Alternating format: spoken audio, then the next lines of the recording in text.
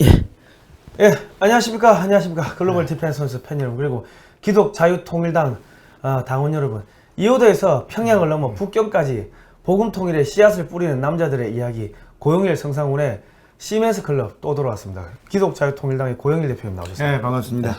기독 자유통일당 사랑해 주시는 우리 백만당원 여러분, 그리고 우리 대한민국의 자유민주주의를 지키길 원하는 국민 여러분, 정말 반갑습니다. 오늘도 공산 제국주의와의 100년 전쟁, 그리고 하나님 나라, 하나님이 만드신 나라 대한민국 건국에 대해서 2부 순서 우리 진행해 보도록 하겠습니다. 우리 성 대표님, 하여튼 이 자료들을 만드신다고 너무 고생하시는 것 같아요. 이게 보통 일이 아닌데 눈알이 튀어나올 것 같습니다. 밤새 이 작업을 해서 이런 자료들을 만들어내는데, 저도 뭐 기독자유통일당 그 TV를 운영하면서 이 PPT를 만드는 이게 너무 어려운 작업이에요. 이게 중노동입니다, 중노동. 리서치 하는데 너무 시간이 많이 걸려요. 그 사실 이 PPT는 그 하늘교회라고 제가 나가는 교회인데, 거기에 우리 김재동 목사님하고 한인석 전도사님이 그 초등학생들 가르치기 위해 가지고 만든 자료입니다. 제가 너무 좋은 자료들입니다. 요거 가지고 자유리더 캠프라고 그 뭐 매주 토요일 날 제가 가서 또 이렇게 그 강의하는 뭐 그런 프로그램이 있는데, 거기에서 나온 자료를 가지고 와서 하는데, 이게 이제 현재 시류에 맞게끔 우리가 이야기하고자 하는 그에 맞게끔 제가 다 일일이 이 조합을 다시 만드는, 다시 편집을 다시 하시고 재편집을 하는 거죠. 재편집하고 또 자료도 추가하고 보강하고 하는데, 사실은 어마어마하게 힘든 보통 작업이 아닙니다, 이런 게. 그리고 이 자료도 많이 봐야 되고 하는데, 이렇게 열심히 일하고 계시는 우리 성 대표님 위해서라도, 그리고 이 글로벌 디펜스 뉴스를 위해서라도 여러분 많이 밑에 나와 있는 이 후원 계좌 있죠?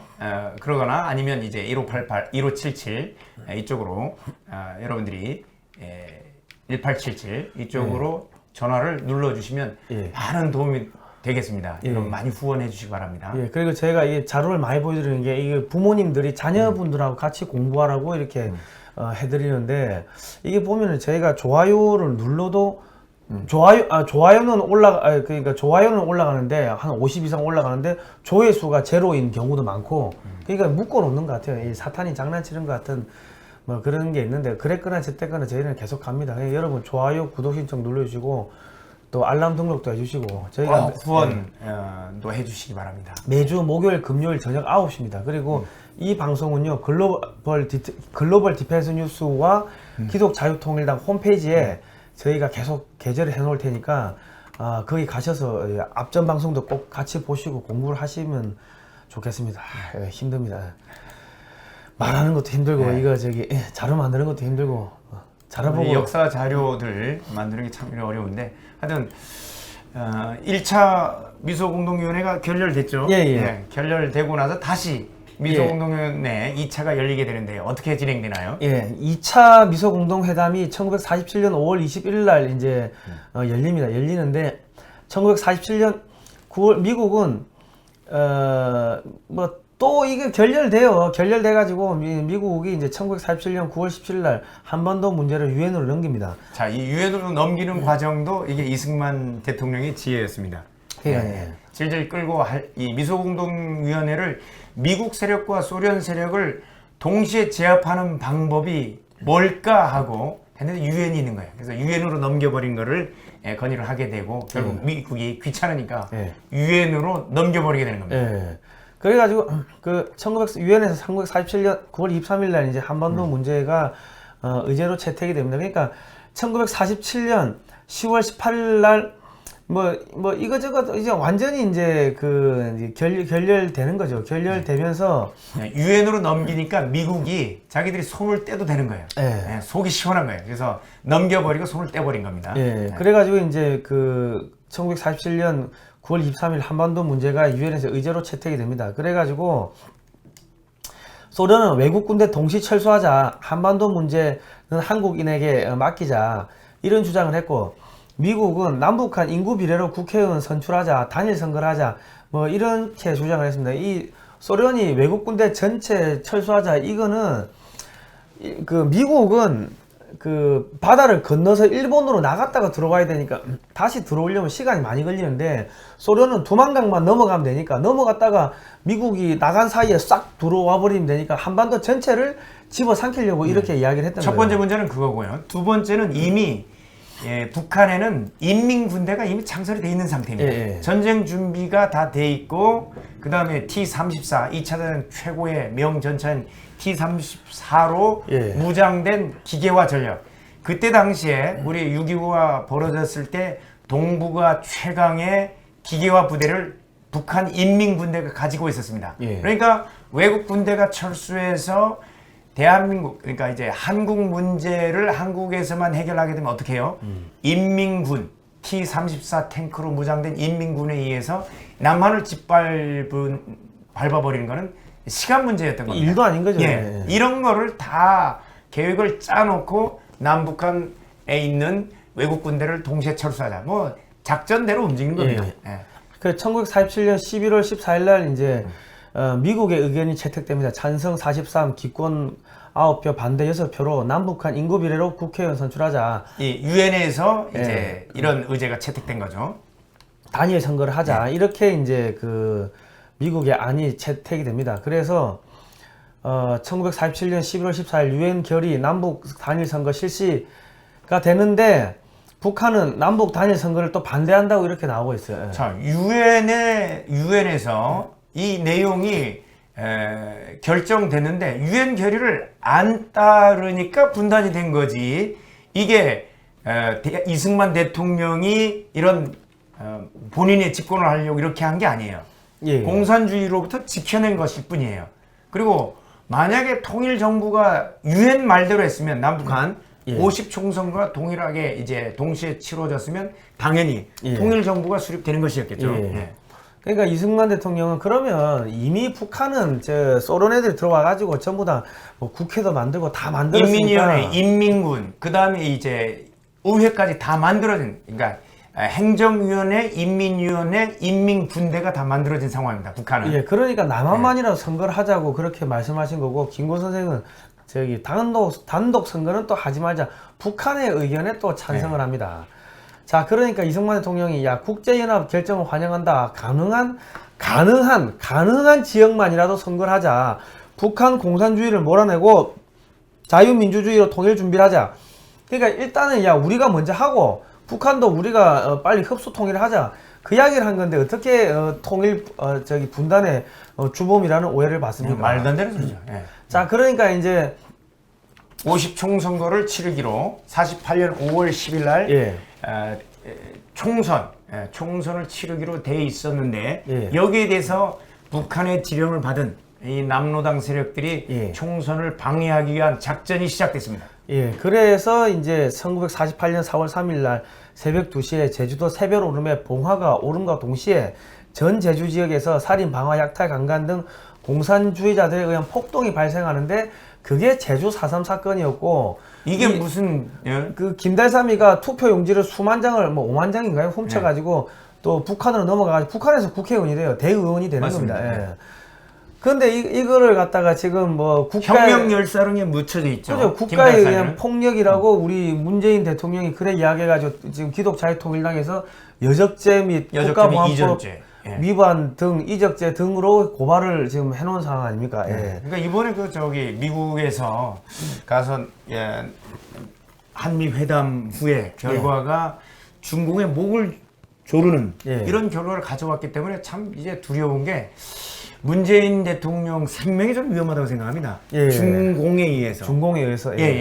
제발 꼭 좀 살아남았으면 좋겠습니다. 스스로 뭐 목숨을 끊거나 이렇게 하지 마시고 우리가 기도하고 있습니다.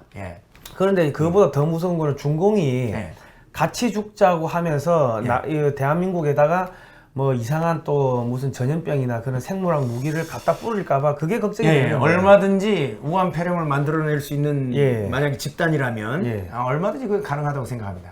그러니까 우리가 좀 기도를 많이 해야 될 것 같습니다. 맞습니다. 그리고 또 그 간첩 성시배기가 내려와가지고 또 김구 선생을 포섭을 해가지고 또 북한에 또 모시고 갑니다. 장군님도 선생님을 대통령으로 모시고자 합니다 하니까 이게 우리가 주장하는 게 아니라 뉴데일리에서 이미 이제 뉴스 자료로 나왔던 내용이었죠. 그러니까 김구를 포섭해서 김일성이가 남북 통일 정부의 대통령으로 김구를 세우겠다는 이런 약속을 했다는 거예요. 약속을 하니까 이제 북한을 방문하게 되죠. 그리고 이제 북한 공산주의와도 손을 잡을 수 있다.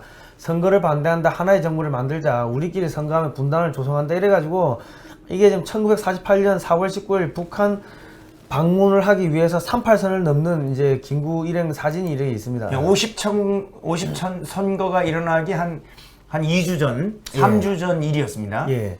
그리고 1948년 4월 30일 날 김구 주석이죠. 소비에트 체제, 대한민국 임시정부 소비에트 체제에서 주석이 된 김구 주석과 북한 공산당 이 김일성 주석하고 남과 북의 주석이 둘이서 4월 30일 공동선언문에 서명을 하는데 여기 보시면 소련의 주장이 그대로 들어 있습니다. 외국 군대가 즉시 철거해야 된다. 그리고 남조선 단독 선거의 결과를 결코 승인하지 않을 것이다. 근데 여기다 승인합니다. 그러니까 이 지금 김구 선생이 지금 무슨 이 오류를 실수를 했냐면은 유엔의 결의를 일단 무시해버렸고. 예, 그리고 북한에 갔다 와가지고 북한이 전쟁 준비가 끝난 거를 봤으면은 이승만 대통령한테 이야기를 해야 되는데 말을 안 하고 있었던 거예요. 그리고 대한민국 건국을 반대하고 자유총선거를 반대하고 지금 그랬어요. 왜 그래가지고 대만의 그 유어만이라는 외교관이 저희가 아버님처럼 그 생각을 해서 여쭤보는데 여쭈는데 왜 대한민국의 건국을 반대합니까? 그러니까 내가 북한 가보니까 이미 저기 T-34 탱크로 무장하고 이미 무장이 다 끝났어. 그러니까 전쟁 준비 다 지금부터 끝났고. 이 한국 남한이 이렇게 뭐 전쟁 준비한다고 해도 이길 수가 없어. 그러니까 어차피 이게 안 돼. 그래서 내가 그런 거야. 근데 그 이야기가 이승만 대통령한테 그대로 이제 귀에 들어가고 그 내용이 지금 이화장에 지금 보관이 되어 있다고 합니다. 그러니까 지금 대한민국의 건국을 반대하고 부정하고 자유 총선거를 반대하신 분이 어떻게 대한민국의 국민들의 국부처럼. 세금으로 국부처럼 백범 김구 박물관을 만들어 가지고 거기서 우리나라 좌익들이 떠받들고 있습니까? 6.25 전쟁에 대해서 경고를 할 수 있는 지위, 실제로 북한군의 사열과 그리고 T-34 탱크로 무장된 인민군대의 위용을 보고 와서 전쟁 준비를 전부 다 마쳐 있는 상태를 보고 와서도 전혀 내용을 보고하지 않았던 우리 대한민국 역사였습니다. 자, 그러니까 북한의 계획적 공산화 이 스케줄을 한번 보시도록 하겠습니다. 1946년 2월 달에 이미 그 북조선 임시인민위원회가 생겼고요. 47년, 그러니까 1946년 2월 달에 임시인민위원회가 생기는데, 이 지금 미소공동위원회 하기 전에 벌써 그 인민위원회가 생긴 거예요. 이미 국회가 생깁니다. 그 다음에 48년 2월 8일에는 인민군이 이미 창설이 됐다는 건 그 전에 다 조직돼 있는 거예요. 조직돼서 선포만 48년 2월에 돼 있는 겁니다. 1947년 12월 달에는 비밀리에 화폐 개혁을 해요. 그래가지고 우리가 해방 이후에는 남과 북이 공동으로 조선은행권을 사용했는데 지금 그 북한 지역에서 비밀리에 화폐 개혁을 하면서 폐기된 화폐를 남한으로 밀반입을 합니다. 그래가지고 언론사도 10개를 만들고 이 국회 부의장부터 국회의원들, 정치인들, 그 밑 주변의 시민단체들 전부 다 돈으로 부어 삶아요. 북한에서는 화폐 개혁했으니까 원래 남한에서 쓰던 이 화폐는 쓰레기가 된 거예요. 쓰레기를 갖고 와서 남한에다 뿌린 거예요. 남한에 뿌린 거죠. 그리고 군인, 경찰, 외교관, 공무원, 시민단체, 정치인 다 포섭해가지고 북한에게 유리한 정책을 펼쳤습니다. 그리고 이제 48년 2월 10일 날 조선민주주의 인민공화국 헌법 초안이 발표가 되고, 그러니까 이미 총선을 치르기 전입니다. 우리가 50총선거 전에 북한은 자기들이 이미 정부 조직을 다 갖춘 거예요.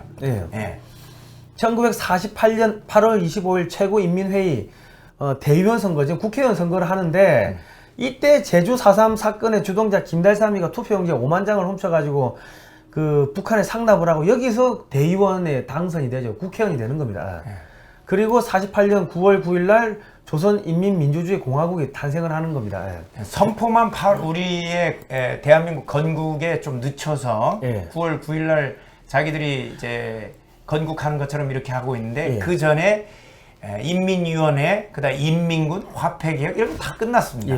근데 그 상황에서 만약에 만약에 좌우합작 내지는 이런 걸 선거를 치를 수 있는 상황도 못 됐고요. 선거를 치르면 어떻게 됐을까요?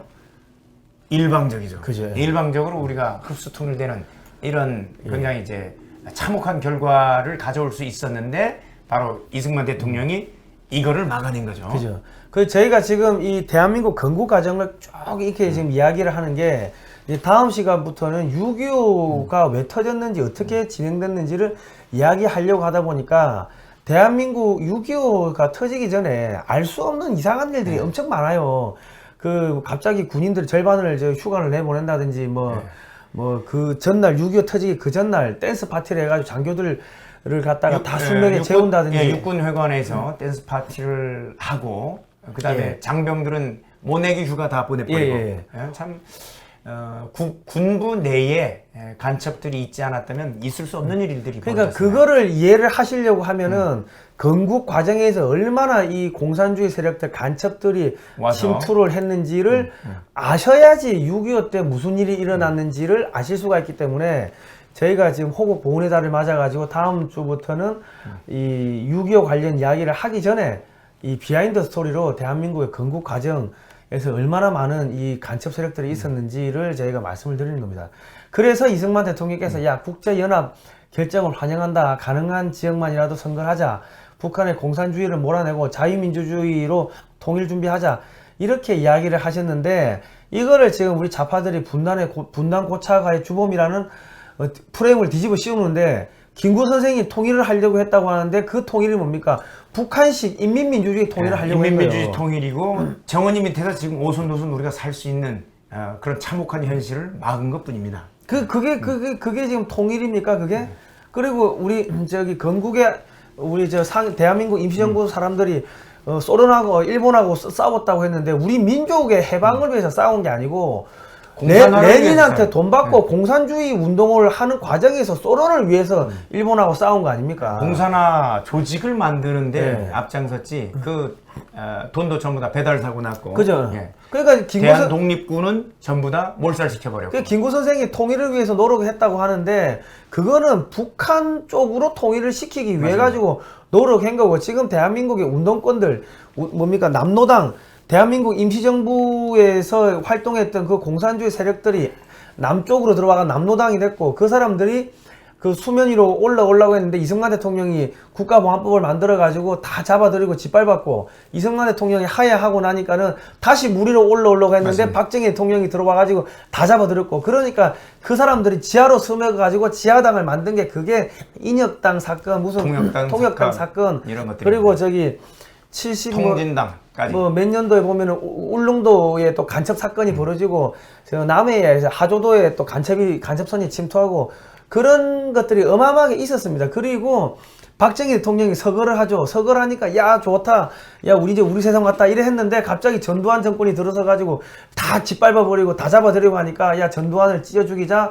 뭐 저기 전두환을 뭐 체포하라. 뭐 독재 타도 군부 독재 타조 하면서 광주에서 일어난 게 그게 광주 사태입니다. 그래서 공산화를 한 10년 정도 늦췄죠.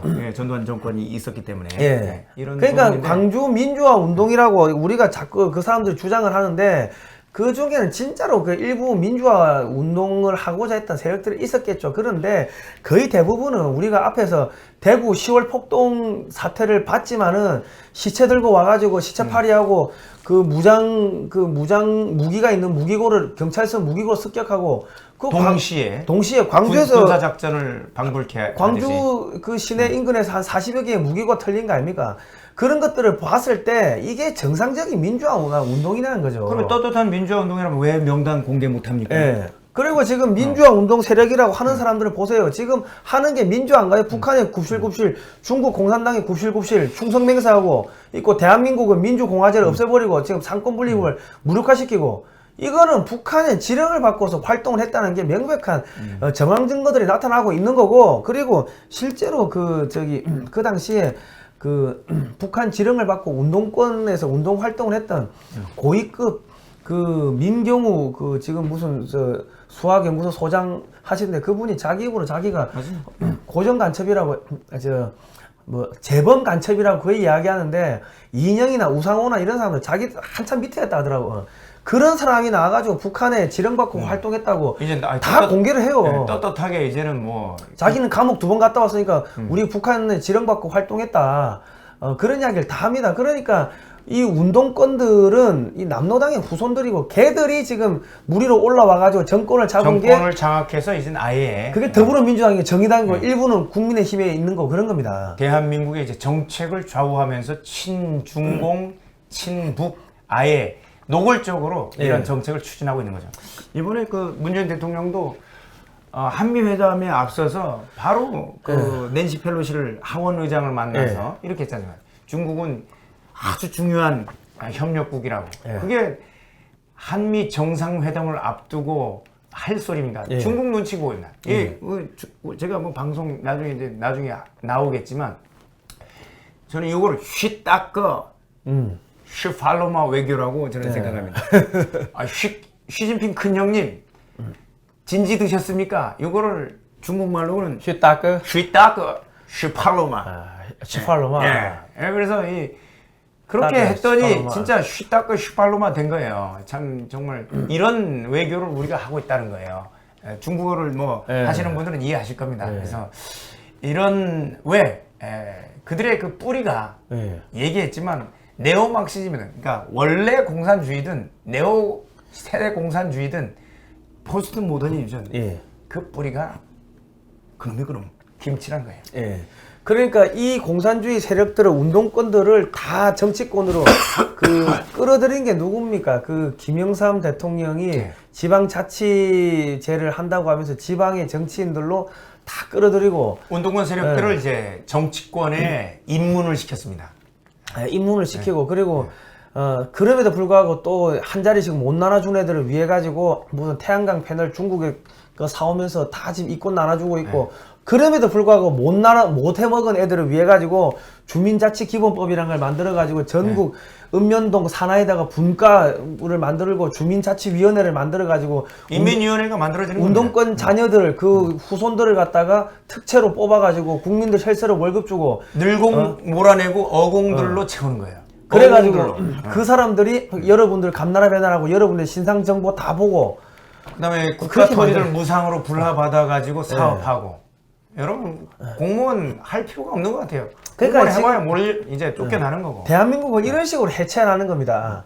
그래서 지난 시간에 저 정강훈 목사님하고 이런 애국 우파 일부 애국 단체 여러분들께서 나오셔가지고 국민혁명당을 만들겠다고 그래 이야기했는데 이게 지금 대한민국의 제1야당인 힘이 지금 이 정체성을 잃어버렸기 때문에 그렇습니다. 남로당의 후손이 돼버린 거예요. 후신이.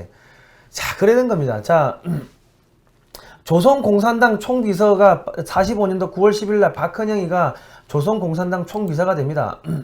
그리고 조선 정판사 사건이 46년 4월 초에 생기는데 이게 위조지폐 사건인데 위패를 찍어가지고 공산당 투쟁 자금으로 또 씁니다.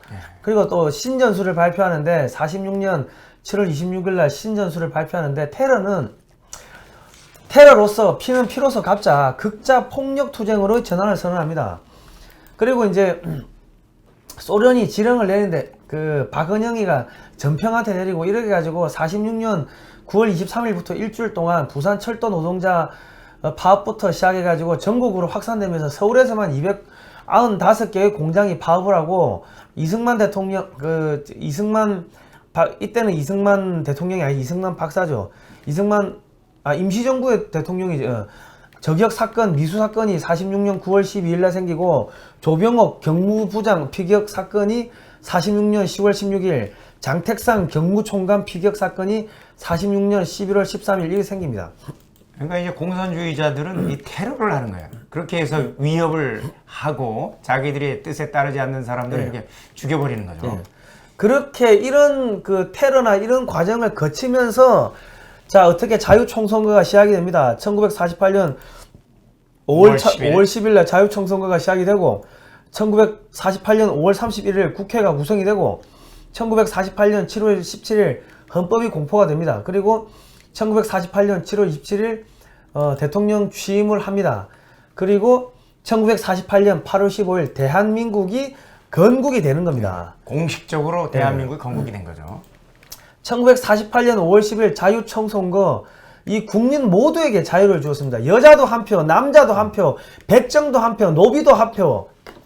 이 얼마나 네. 이 감동적인 순간입니까? 이제까지 대한민국 역사상 노비, 여자, 그 사람들에게 권리를 준 적이 있었습니까? 없었는데 유일하게 정말 자유 대한민국을 선포한 것이죠.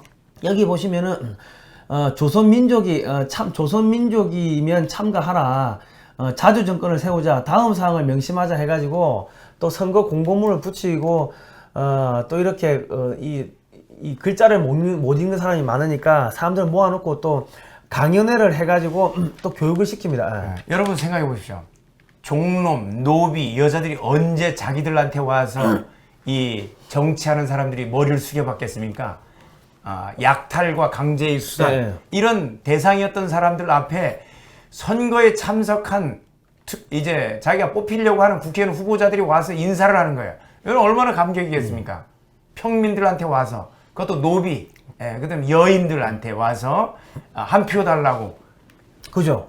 이게 자유가 이렇게 중요한 겁니다. 그 왕족도 예. 귀족도 옛날 같으면 양반인 귀족 아니면 귀족도 와가지고 고개 숙이고 막걸리도 사주고 뭐 고무신도 주고 뭐 그러니까 이게 갑자기 진짜 천지개벽이 돼버린 천지가 겁니다. 개벽된 거죠. 여기 이제 사진을 쭉 보시면은 엄마들이 아기를 얻고 이렇게 아기를 데리고 이렇게 투표하러 오는 겁니다. 이게 얼마나 감동적인 그겁니까? 그러니까 이게 지금 대한민국이란 나라가 얼마나 위대한 나라인지를 여러분이 아셔야 됩니다. 왜? 자기 나라 역사를 뭐 개도 족보가 있고 말도 족보가 있는데 대한민국 국민들은 족보가 없어요. 자기 나라 역사를 모르는데 그러면 짐승보다 못한 거지. 이 얼마나 감동적입니까? 자유총선거 국회의원 투표율이 95.5%. 95.5%. 그 여기 4.5%는 뭐 사고가 났든지 뭐 다리가 부러졌든지 무슨 일이 있어서 못 나온 거고 나머지는 거의 다 나왔다는 거죠. 그리고 영국을 보시면 전 국민이 투표권을 갖는데 174년이 걸렸는데 1928년이 돼서야 모든 여자에게 투표권이 주어졌고 프랑스는 1945년이 돼서야 모든 여성에게 투표권이 주어졌습니다. 미국은 1965년 모든 흑인에게 투표권이 주어졌습니다. 모든 국민에게 투표권이 주어진 게 1965년이 돼서야 됐습니다. 미국은요. 우리가 미국보다 더 앞서는 겁니다. 스위스는 1986년이 돼서야 모든 여성에게 투표권이 주어졌습니다. 여러분 어떻습니까? 50총 선거를 그렇게 남한 내의 단일 선거, 단일 정부만 수립하는 이렇게 격화시키는 사람들이 있죠. 그러나 우리가 전 세계에 내놔도 부끄럽지 않은 노비 출신 백정 그리고 여성에게도 참정권이 주어졌다는 것, 이거 엄청난 사건입니다. 자, 그리고 이 당시에 이 지금 국회의원들이 이렇게 사진이 이렇게 있으면 선출돼 가지고 이 사진을 보시면 투표로 직접 선출한 198명의 국회의원 뭐 이렇게 이제 여기서 어디가 빠졌냐면 제주도가 50총 선거에 참여를 못해서 제주도 출신 국회의원이 없는 겁니다. 저 제주도 출신으로서 참 너무 부끄럽게 생각합니다. 자, 그리고 1948년 5월 31일 재헌국회가 열리는데 재헌국회가 뭐냐면 대한민국 첫 번째 국회입니다. 헌법을 만드는 국회라서 재헌국회입니다. 자, 이때 이제 사진을 쭉 보시면 정말 감격스러운 사진입니다. 재헌국회 사진인데 자, 헌법을 만드는 국회죠. 자, 참 이런 시기 사진들 참 이승만 제일 처음 시작이 어떻게 해요? 이승만 임시의장이 제일 먼저 하나님께 기도를 드립니다. 이게 대한민국 공문서 1호입니다. 1회 국회 속기록, 국회 본회 회의록, 제1호 국회의사당 1948년 5월 31일 월요일 상호 10시 대한민국 독립민주국 제1차 회의를 여기서 열게 된 것을 우리가 하나님에게 감사해야 할 것입니다. 하나님께 감사부터 드렸습니다. 참 종교 사상 무엇을 가지고 있든지 누구나 오늘을 당해 가지고 사람의 힘으로만 된 것이라고 우리가 자랑할 수 없을 것입니다. 그러므로 하나님에게 감사를 드리지 않을 수 없습니다. 나는 먼저 우리가 다 성심으로 일어서서 하나님에게 우리가 감사를 드릴 터인데 이운영 의원 나오셔서 간단한 말씀으로 하나님에게 기도를 올려주시기 바랍니다. 그래가지고 이운영 의원이 나오셨는데 이분이 목사님이셨어요. 목사님이신데 종로구에서 당선되신 분입니다. 하나님이시여, 이로부터 남북이 둘로 갈리어진 이 민족의 어려운 고통과 수치를 신원하여 주시고 우리 민족, 우리 동포가 손을 같이 잡고 웃으며 노래 부르는 날이 우리 앞에 속히 오기를 기도하나이다. 하나님이시여 원치 아니한 민생의 도탄은 길면 길수록 이 땅에 악마의 권세가 확대되나 하나님의 거룩하신 영광은 이 땅에 오지 않을 수 없을 줄은 저희들은 생각하나이다. 원컨대 우리 조선 독립과 함께 남북 통일을 주시옵고 또한 민생의 복락과 아울러 세계 평화를 허락하여 주시옵소서. 이게 그 당시에 이 그 기도문의 이 전문인데 남북 통일, 민생 복락, 세계 평화. 야, 선진한국, 통일한국, 선교한국. 참 얼마나 멋있습니까? 이게 대한민국이 세워진 겁니다. 하나님의 뜻에 따라 세워진 나라. 예. 입증하는 거죠. 물론 상해 임시정부, 임시헌장에도 나와 있지만 실제 대한민국 48년 우리가 건국할 때 재헌 이후의 첫 속기록이 우리가 하나님께 감사로 시작됐다는 겁니다. 그러니까 여러분의 우리 자녀들이 지금 이 감격스러운 내용을 달달달 외우고 그걸 또 영어로 해가지고 미국 애들한테 가가지고 쫙 영어로 해보십시오. 그러면 미국 애들이 영어를 아무리 잘해도 그냥 고개 숙일 수밖에 없어요. 맞습니다. 야, 너희 나라는 하나님이 만드신 나라야. 너희 애국가 불러봐. say goodbye 뭐쩌고 뭐 전쟁하는 거 아니야. 그리고 너희 나라 헌장이 뭐라 돼 있어? 야, 우리는 하나님한테 기도로서 막 공문서 1호가 기도문이야. 내가 읊어줄까? 쫙 읊어주면요. 미국 애들 그냥 바로 무릎 꿇고 그냥 이게 영어의 컨텐츠가 중요한 겁니다. 영어를 맞습니다. 발음이 좋냐 안 좋냐가 아니고. 그런데 지금 대한민국의 어머님들이 뭐 하고 있습니까?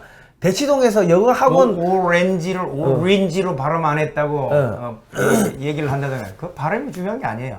영어 학원에 보내가지고 우리 애 영어 잘하나 못하나 그 한마디 더 잘해가지고 미국 애들을 휘어잡을 수 있나요? 그런데 이런 고급스러운 영어를 해보십시오. 그러면은 미국의 대통령도 휘어잡을 수 있죠. 이승만 대통령이 이 실력 가지고 미국의 대통령들, 장관들, 맞습니다. 차관들 전부 다 무릎 꿇린 거 아닙니까? 성경 말씀을 가지고 무릎을 꿇렸습니다. 그죠? 네. 너 본어게인 크리스찬이냐?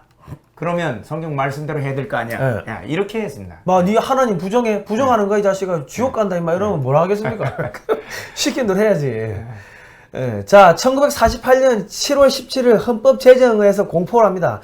이 제헌절은 모든 법의 기초 헌법, 이 제헌절이라는 게 모든 법의 기초 헌법이 이제 탄생한 날입니다. 예.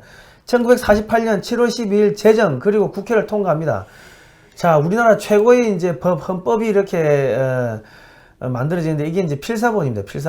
필사본 전문인데 헌법 전문을 보시면은 나 정말 이거를 읽을 때마다 저는 막 눈물이 납니다.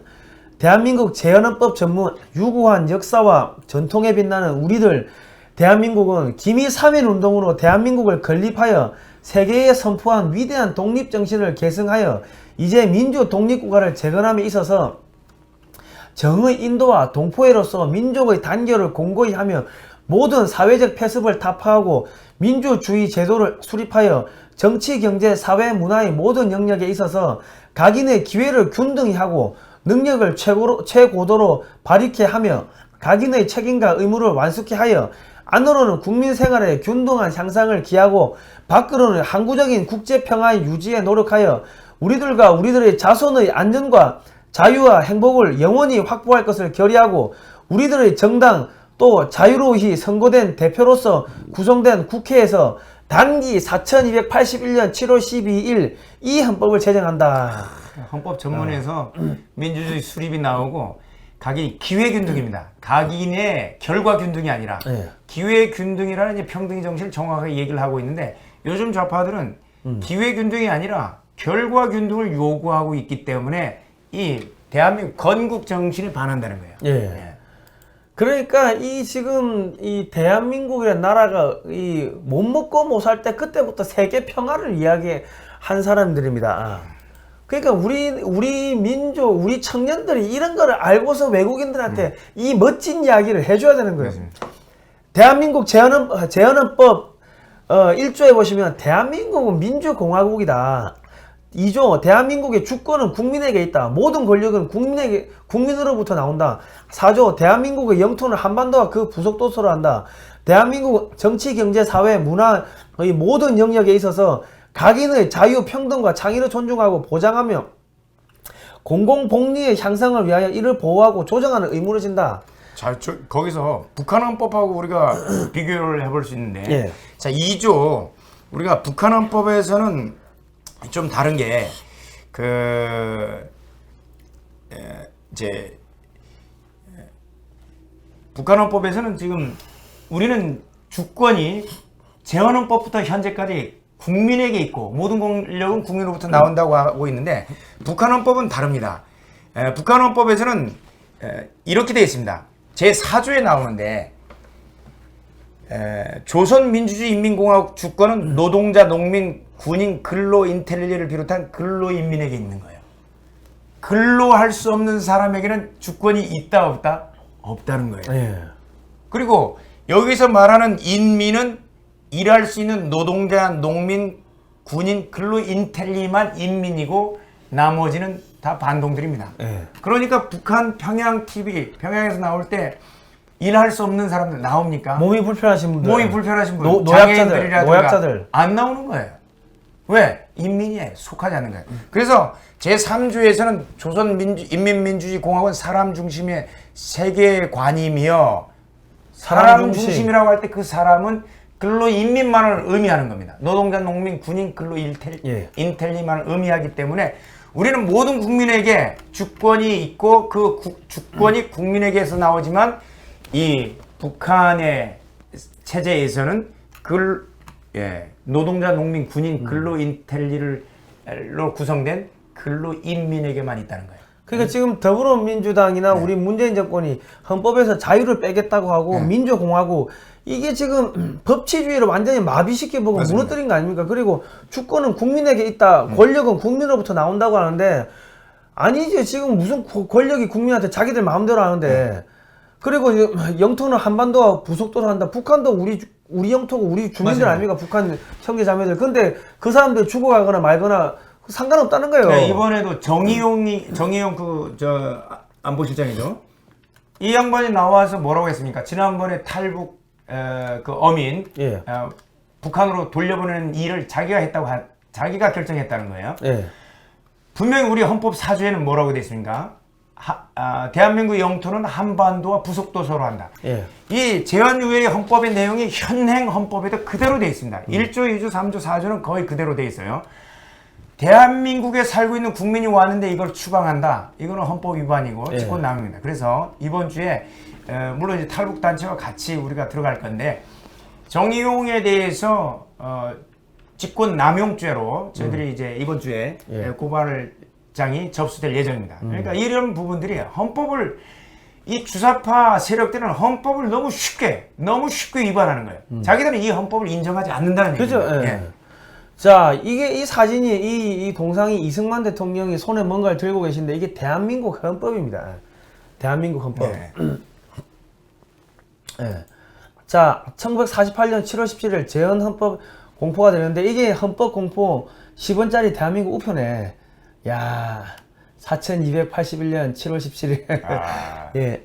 대한민국 헌법과 정부 조직 서명을 마치고 헌법 공포서를 읽는 이승만 국회의장 1948년 7월 17일 사유재산 제도와 자유경쟁의 원리의 토대를 둔 자유민주주의 국가임을 분명히 선포한 헌법입니다. 그런데 지금 나가는 정부의 정책은 사유재산 제도를 부정하려고 이제 토지 공개념을 도입하려고 하고 있죠. 그리고 부동산에 대해서 국유화를 추진하고 있습니다. 예. 이런 부분이 바로 현행 헌법과 바로 배치된다는 얘기입니다. 예.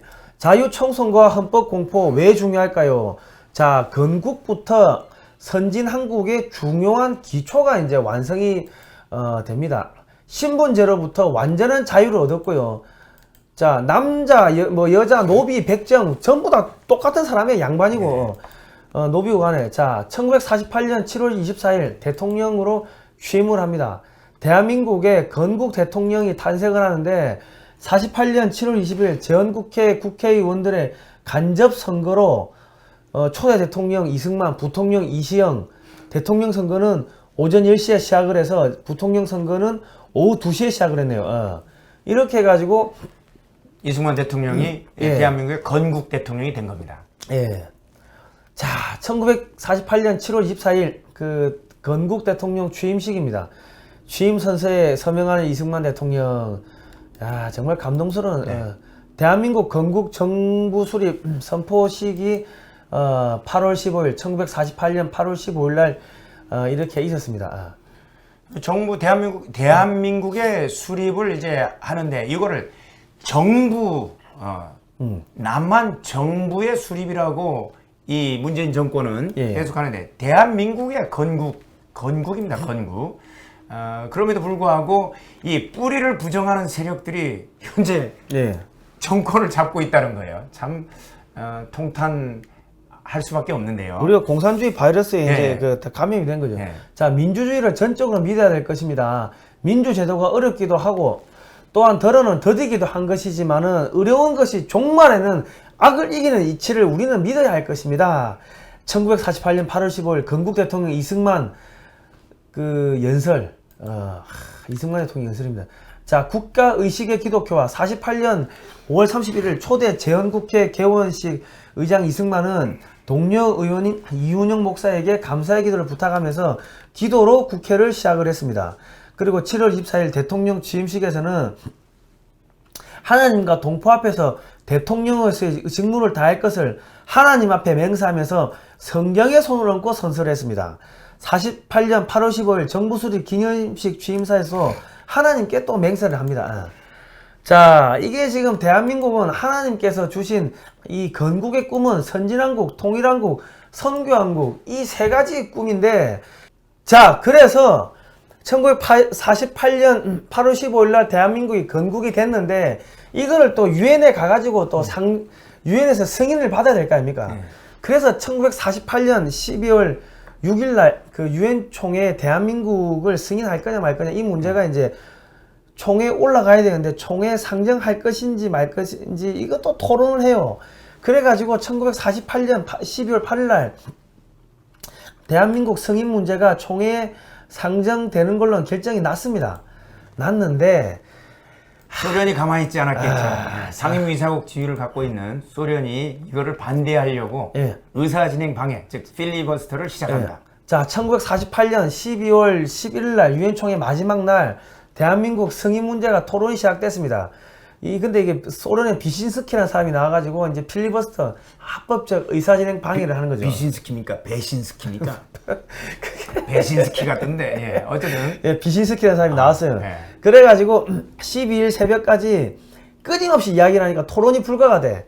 그리고 그 다음날, 오후 3시에 회의를 하기로 하고 3시에 재개했는데, 그러면 몇 시간 있으면 끝나는 거 아닙니까? 맞습니다. 그러면 대한민국이 영원히 그 유엔의 승인을 못 받는 거예요. 합법 정부로 승인을 못 받는 상황이었었는데 그런데 비신스키가 올라가자마자 15분 이야기하자마 성대 결절이 와가지고 목이 탁 막혀버려요. 그래서 그 후로 이름이 배신스키라고 이렇게 알려졌다는 이런 일화도 있습니다. 그러면서 비신스키가 극적으로 퇴장을 하는 거예요. 그러니까 하나님이 이런 내가 나라를 만드는데 이 마귀 새끼가 와가지고 왜 떠드는 거야? 입 닥쳐 해가지고 그 목을 틀어막아 버린 거예요. 하루 종일 이야기한 사람이 그 15분 만에 성대 결절이 왔다는 게 말이 됩니까 그게? 말도 못할 정도가 돼버린 겁니다. 1948년 12월 12일 오후 5시 8분 대한민국 승인 문제가 적극 극적으로 통과가 됩니다. 그래서 1948년 12월 달에 12월 12일 날 유엔의 승인이 나는데 찬성 48, 반대 6, 기권 1로 대한민국이 한반도에서 유일한 합법 정부임을 유엔에 승인을 했습니다. 승인을 받는 겁니다. 그래서 1945년 8월 15일 날 해방돼가지고 북한에서는 48년 9월 9일 날 조선민주주의 인민공화국이 생기는데 이거는 유엔에서 승인을 못 받았어요. 그리고 48년 8월 15일 날 대한민국은 자유민주공화국이 생기는데 이거는 유엔에서 승인을 받았어. 자, 2차 대전 이후에 소련의 주변 나라 중 유일한 자유민주주의 국가가 대한민국입니다. 아까 그 지도로 한번 보여요. 전부 다 빨간 상황에서 몽골, 중국, 중공, 그 다음에 이 동남아시아 전부 다 이렇게 빨갛게 물들여가는 상황에서 유일하게 이 지금 초록색으로 이렇게 초록색으로 대한민국만 남아있는 자유민주주의 국가가 됐던 겁니다. 그러니까 이게 사람의 힘으로 됐다고 보십니까 여러분? 우리 좌파들이 야 국민들이 잘해서 대한민국이 만들어졌지 뭐 그래 이야기하는데 이게 사람의 힘으로 된 거 같아요 이게. 우리 스스로는 독립군이 하나도 없는 상황에서 만주에 있는 60만 관동군을 대한민국 어떻게 처리를 합니까? 예. 불가능한 상황이었죠. 예. 자, 그래서 1948년 8월 15일 대한민국 민주공화국이 생기고 국민이 주인인 나라, 자유와 평등한 기회가 있는 나라, 법으로 통치되는 나라, 대한민국 자유민주공화국, 개인의 자유가 있는 나라가 생겼고 지금 선진한국이 된 겁니다. 우리는 제사장 나라의 사명을 띠고 있고 이 복음을 북한에 전파해야 될 의무를 갖고 있습니다. 복음 통일의 사명을 갖고 있는 겁니다. 예. 그리고 이 복음과 자유를 북한과 중국 공산당에 억압받고 있는 우리 전 세계 인류를 위해 가지고 전 세계에다가 전파를 해야 되는 것입니다. 예. 지금 그 예수한국 복음 통일 이 사명을 우리가 감당해야 되는데 특히 이제 통일을 반대하는 사람들, 이 사람들은 보면 정말 북한 땅에서 지하교회에서 신음하고 있는 우리 동포들 가만히 방치하겠다는 얘기가 꼭 같습니다. 예. 그리고 중국의 지하교회 이 사람들을 가만히 놔두고 그 다음에 저 위구르 예. 탄압받고 있는 티벳이라든가 이런 거를 우리가 눈 감고 귀를 막는다는 것 자체가 예. 우리에게 주어진 예수한국 복음 통일 그리고 전 세계 복음을 전하는 제사장 나라의 사명을 감당치 않겠다는 얘기가 꼭 같습니다. 예. 이걸 하면 할수록 복음으로 나가면 나갈수록 우리나라는 하나님이 보호하시는 나라가 되는 겁니다. 예. 그러니까 이게 정말로 우리가 방송을 보시는 분도 힘들고 방송을 저희가 만드는 저희도 정말 힘듭니다. 이게 말하는 것도 정말 힘든데 이거를 실제로 하셨던 이승만 대통령은 얼마나 힘들었겠습니까? 아니 국회의원들 중에 그 글자 안 읽는 사람도 없어가지고 야, 사회주의가 78%인 나라, 사회주의를 찬성하는 공산주의를 찬성하는 사람이 78%인 나라, 그다음 미소공동위원회라는 정말 절벽과 같은 이런 거대한 세력, 당대 최고의 가장 강력한 국가 두 나라, 그리고 대한민국 북한 세력, 그리고 남로당과 그리고 한독당 세력들을 전부 다 제압해서 바로 대한민국 건국을 하기까지 생명의 위협도 여러 번 있었고 그 노구를 이끌고 지금이야 70이 그렇게 많은 나이는 아니겠지만 그때는 70이면 지금은 거의 90, 100살이죠. 그것도 젊었을 때 고문도 맞습니다. 엄청나게 당하셨고